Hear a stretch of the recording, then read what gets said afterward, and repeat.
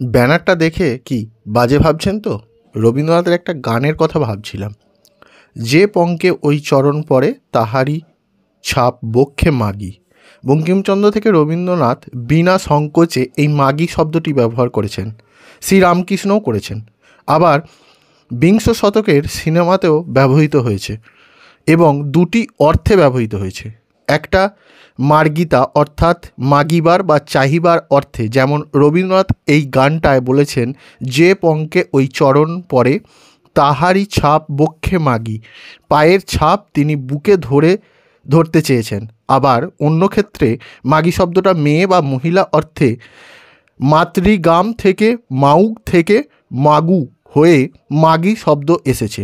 100 বছর আগেও এই শব্দ স্বাভাবিকভাবে সব জায়গায় ব্যবহৃত হতো।